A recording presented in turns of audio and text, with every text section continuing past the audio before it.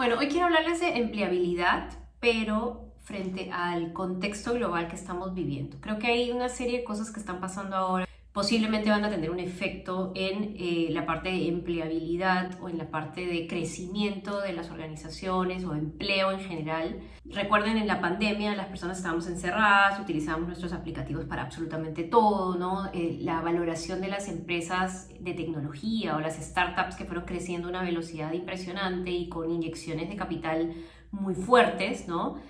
Ahora, saliendo de pandemia, se desacelera un poco ese escenario. Súmale que la Fed en Estados Unidos decide subir la tasa de interés justamente para contrarrestar la inflación que se da principalmente por el tema de la guerra entre Ucrania y Rusia, que realmente es increíble. No puedo creer que estemos hablando de guerra en estas épocas, pero es absolutamente fatal para la humanidad, fatal para la economía. Esta guerra genera aumentos en el precio de la gasolina, gas neón, se exportaba de Ucrania, que se utiliza para hacer chips, temas en los puertos alrededor de estos países, que son puertos muy importantes, por ejemplo, para el Medio Oriente, para África.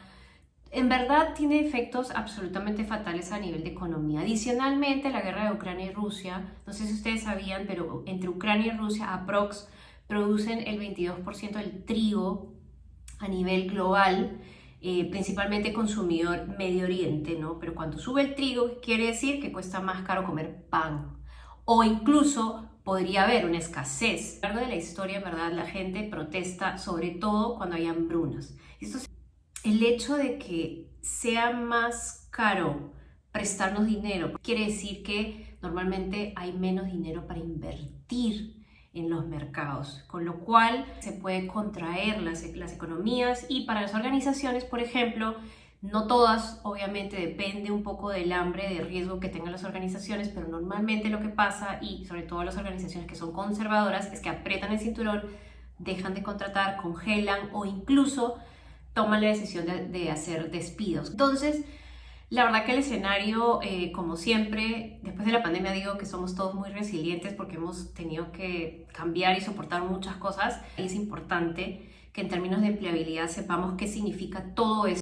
Sabemos que hoy las profesiones más requeridas tienen que ver con aquellas que están en el mundo de la tecnología, ¿no? Llámese ingenieros de sistema, programadores de diferentes idiomas, personas que saben de ciencias de datos. El mercado tecnológico no va a parar, sigue habiendo una muy alta demanda por este tipo de talento. Incluso a nivel global hay escasez de este talento. Para estas personas no hay ningún inconveniente. Yo creo que más el reto está para los reclutadores, que como hay escasez, también eso quiere decir que los mediocres pasan piola, ¿no? Porque como todo en esta vida, no todos son buenos, o no todos son buenos para la organización donde estoy.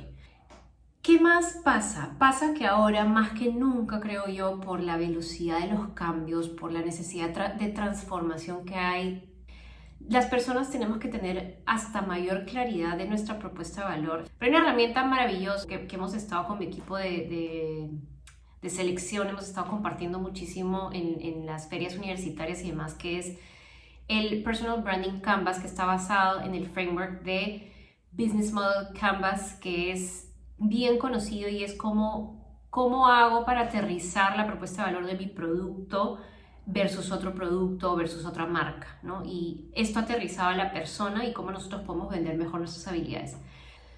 Autoconocimiento y finanzas personales creo que son cosas que deberíamos aprender en casa. Son conocimientos que te van a servir a lo largo de la vida. Pero es muy importante en esta tarea de autoconocimiento, utilizando este tipo de frameworks, que podamos entendernos también para tener muy claro nuestro elevator pitch, que solamente debería tener un par de bullets y donde yo me debería demorar básicamente entre 3 y 5 minutos para poder decirle a alguien quién soy, a qué me dedico, qué sé hacer, cuáles son mis fortalezas y cuáles son mis motivaciones o hacia dónde quiero ir, ¿no?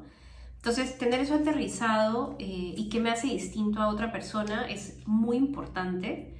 Creo que cada vez de verdad veo más gente que patina muchísimo en las entrevistas porque empieza hablándome cuando hizo prácticas en 1988. Dado todo este contexto, lo que estamos viviendo y lo que se viene, porque lo que se viene hay una incertidumbre muy alta, hay solo dos recomendaciones ahí. Una es, hagan el ejercicio de autoconocerse.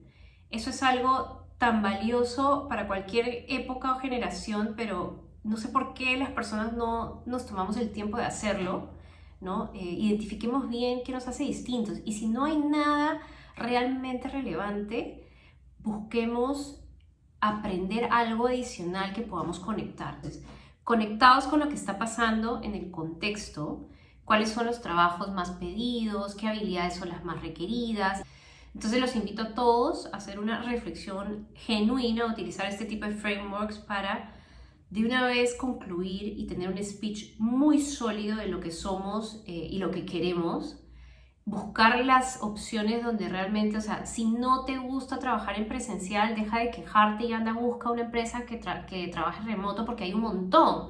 Hoy el mercado da para todos los gustos. Entonces, entre eso y la parte de finanzas personales, para que aprendan a ahorrar en tiempos de crisis, aprendan a invertir, aprendan a ver dónde están las oportunidades en estos momentos. De repente las acciones bajan lo suficiente como para que sea un momento muy bueno para comprar. Entonces, siempre en crisis hay oportunidad, pero sí tenemos que tener las cosas muy, muy claras. Cierro con un ejemplo. ¿Qué hace diferencial la Inca Kola? ¿Alguien sabe de qué está hecha la Inca Kola? ¿Por qué es distinto a otra gaseosa? Es porque está hecha de hierba luisa, que le da este color medio verdoso. Entonces, esa es la propuesta de valor. Tiene un sabor distinto, como una agüita aromática, pero le echaron gas y azúcar, ¿no? Y ese es tu producto made in Perú, ¿no? Así que hagan el mismo ejercicio y la próxima vez que vayan a una entrevista tengan clara la propuesta de valor. Hay mucha gente que tiene credenciales muy parecidas, pero en realidad nadie es igual. ¿Qué te hace único? ¿Qué te hace distinto? Y además, y sobre todas las cosas, ¿qué te hace valioso? O sea, que vales en un contexto, en un mercado como está en este momento.